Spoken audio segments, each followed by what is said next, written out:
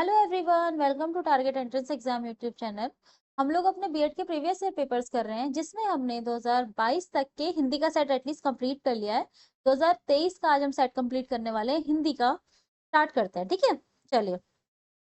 2023 का जो सेट है उसमें हिंदी का पोर्शन कंप्लीट कर रहे हैं, लेकिन उससे पहले अगर आपने टेलीग्राम और व्हाट्सएप को ज्वाइन नहीं किया, जल्दी से जाइए, डिस्क्रिप्शन में लिंक है, वहां से ज्वाइन कर लीजिए। पहला क्वेश्चन हमारा आता है, ये हमारा एक गद्यांश है। देखो, ऐसे पढ़ेंगे नहीं, इसको पढ़ेंगे तो बहुत टाइम लग जाएगा और हमें जल्दी जल्दी क्वेश्चन कंप्लीट करने हैं। तो आप लोग या तो स्क्रीनशॉट ले लीजिए या आपको इसका पीडीएफ टेलीग्राम पे मिल जाएगा। हाँ, टेलीग्राम पे आपको इसका पीडीएफ मिल जाएगा, वहां से जाके आराम से पढ़िएगा, क्वेश्चन के आंसर कर दीजिएगा। यहाँ मैं आपको आंसर करवा देती हूँ। ठीक है, चलिए, हमारा पहला क्वेश्चन है, सुखी होने के लिए स्वस्थ होना आवश्यक है, किसका? शरीर का, मन का, पूरे परिवार का, या वातावरण का? अगर यहाँ पे देखते हैं तो एक लाइन आती है, एक सेकेंड, यहाँ पर एक लाइन आती है कि सुखी जीवन के लिए मन का स्वस्थ होना अत्यंत आवश्यक है। तो किसका स्वस्थ होना आवश्यक है? मन का। ठीक है, इसका बिल्कुल सही आंसर हो। ठीक है, नेक्स्ट क्वेश्चन, शरीर को निरोग रखने के लिए लेखक द्वारा क्या उपाय बताए गए हैं? आप गद्यांश पढ़ेंगे पूरा तो आपको समझ आ जाएगा, लेकिन मैं आपको ऐसे ही बता दे रही हूँ। कुर्सी पर बैठकर काम करना, ये तो कोई भी नहीं कहेगा। देखो, ये तो वैसे भी कोई नहीं कहेगा और वैसे भी कोई नहीं कहेगा। प्राकृतिक जीवन में आदर्शों का पालन करना, यस, पर सुखी जीवन के लिए, निरोग रहने के लिए व्यायाम करना बहुत जरूरी है। तो सी इसका बिल्कुल सही आंसर हो जाएगा। ठीक है, आप ये आराम से जाके गद्यांश पढ़िएगा, वहां से आपको सब मिल जाएगा। ठीक है, क्वेश्चन है हमारा, कारण और कार्य का संबंध होता है। कारण और कार्य का संबंध होता है बुद्धि और विवेक में, साधारण मनुष्य और ऋषि में, दुख और सुख में, और स्वस्थ शरीर और स्वस्थ मस्तिष्क में। तो सही आंसर हमारा क्या हो जाएगा? गद्यांश पढ़ेंगे आपको समझ आ जाएगा, मैं आपको ऐसे ही बता दे रही हूँ। स्वस्थ शरीर और स्वस्थ मस्तिष्क में, और वैसे भी कहते भी है, स्वस्थ शरीर में ही स्वस्थ मस्तिष्क का निवास होता है। 54 क्वेश्चन, मजदूर स्वस्थ रहते हैं क्योंकि, क्यों रहते हैं? वे गरीब होते हैं, वे आलसी होते हैं, उन्हें अधिक मजदूरी मिलती है, वे अधिक श्रम करते हैं। तो डी इसका बिल्कुल सही आंसर हो जाएगा, वे अधिक श्रम करते हैं। अगर हम अपने गद्यांश में देखें तो यहाँ कहीं पे था, वेट,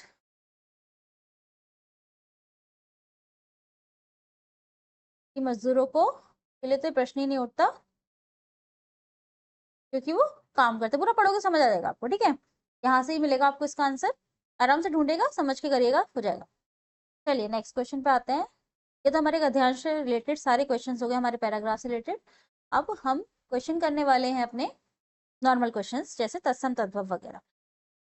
चलिए, 55 क्वेश्चन, इनमें से हमें तत्सम शब्द का चयन करना है। इसमें से कौन सा हमारा शब्द है जो तत्सम है? कृष्ण है, काम है, काट है, या कूड़ा है? तो इसमें तत्सम शब्द हमारा क्या है? कृष्ण हमारा तत्सम शब्द है। ठीक है, अगर मैं काम की बात करूं, ये सारे हमारे तद्भव शब्द हैं, और अगर मैं इनके तत्सम शब्द की बात करूं आपसे, तो काम का क्या होगा? काम का हमारा होता है कर्म, काट का तत्सम क्या होगा? कास्ट। ठीक है, और कूड़ा का क्या होता है? कूड़ा का होता है कूट। ये सारे हमारे क्या होते हैं? तत्सम शब्द होते हैं। सम, ये हमारा तत्सम होता है। चलिए, नेक्स्ट क्वेश्चन, इसमें भी हमें तत्सम बताना है। बताइए, कारज, काम, कर्म या करण? तो ये तो मैंने पीछे ही बताया आपको, कर्म इसका सही आंसर हो जाएगा। ठीक है, सी इसका बिल्कुल सही आंसर हो जाएगा, कर्म। ठीक है, और तद्भव क्या था इसका अभी? काज, वो सॉरी काम, सॉरी काम।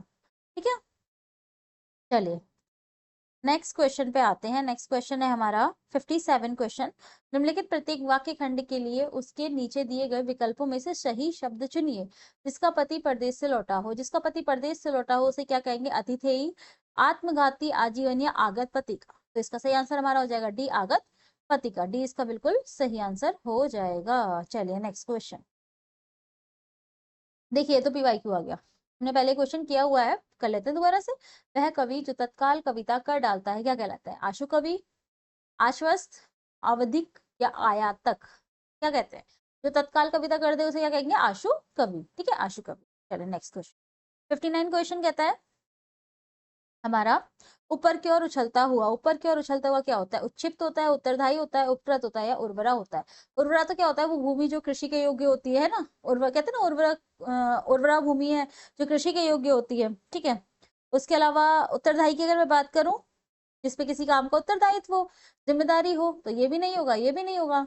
और अगर मैं आपसे बात करती हूँ उपकृत की, तो जिस पर उपकार किया जाए वो होता है उपकृत, तो इसका सही आंसर हो जाएगा उच्छिप्त। ठीक है, ऊपर की ओर उछलता हुआ क्या होगा, उच्चित।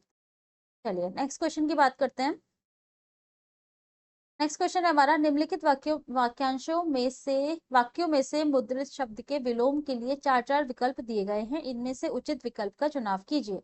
मतलब हमें ये शब्द दिया गया है जो हमारा हमारा जो मुद्रित शब्द है इसका हमें विलोम बताना है। तो पहला है हमारा, विद्वानों के लिए सर्वत्र सम्मान किया जाता है, तो सम्मान का विलोम क्या होगा, अपमान। तो 20 का बिल्कुल सही आंसर हो जाएगा।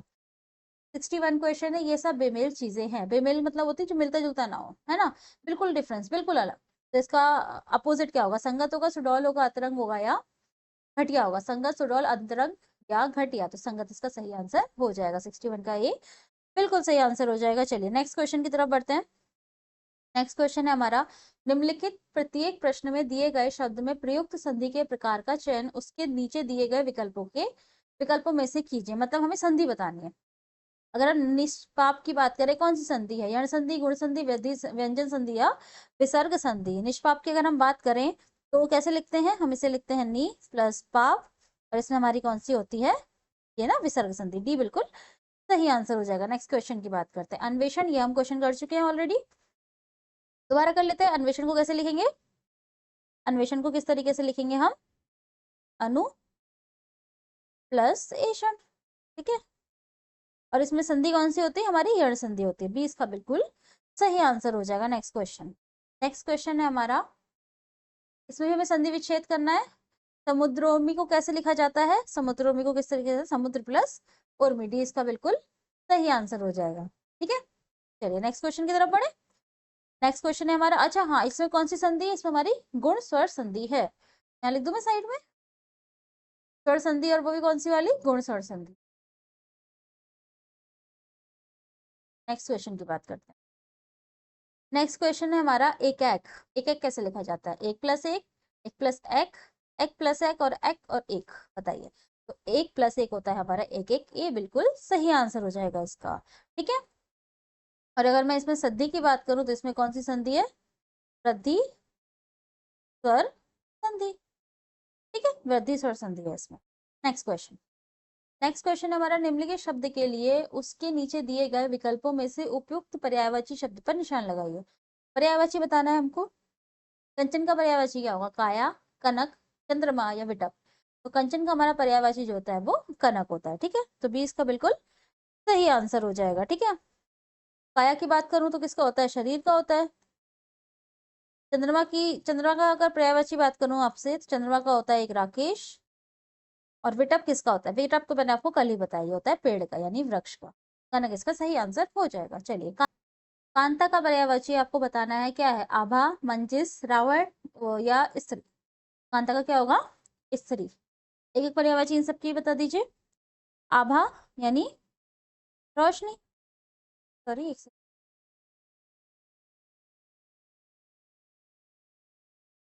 आभा यानी रोशनी,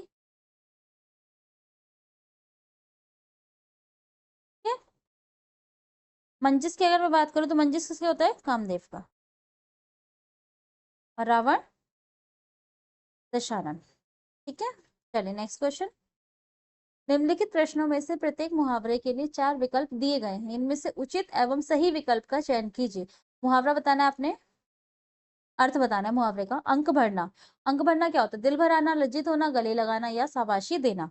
तो 68 का क्या आंसर होगा, गले लगाना, ठीक है। अंक भरना मतलब गले लगाना। आंखों का पानी ढलना, आंखों का पानी ढलने का क्या मतलब होता है, बहुत क्रोधित होना, निर्लज्ज होना, बुढ़ापा आ जाना या मर जाना। इसका सही आंसर होता है आंखों का पानी ढलना मतलब निर्लज्ज होना, बिल्कुल शर्म नहीं होनी जिसको। नेक्स्ट क्वेश्चन, आंखों में सरसों फूलना, विवेक ना होना, अनहोनी बात, झगड़ा मिटाना या बहुत गुस्सा होना। आंखों में सरसों फूलने का क्या मतलब होता है, इसका सही आंसर हमारा क्या होता है, विवेक ना होना, इसके अंदर बिल्कुल भी विवेक ना। चलिए 71 क्वेश्चन। हमें क्या करना है, अब इसमें से हमें सही शब्द उठा के सही शब्दों का चयन करना है इसमें से, ठीक है। चलिए आप सही ऑप्शन बताएंगे। मनुष्य अपने का निर्माता स्वयं ही है, किसका निर्माता, भाग्य का निर्माता। तो ए बिल्कुल सही आंसर हो जाएगा। नेक्स्ट क्वेश्चन, अगर अभाव ना हो तो कौन पूछे, बोल, बात, भाव या विचार। अगर अभाव ना हो तो भाव कौन पूछे। कहने का मतलब है अगर किसी चीज की कमी ही नहीं रहेगी, भाव क्या होता है, जिसकी हमें इच्छा हो।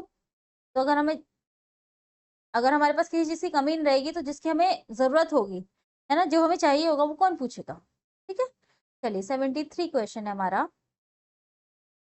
मैं बचपन को बुला रही थी, बोल उठी बिटिया मेरी।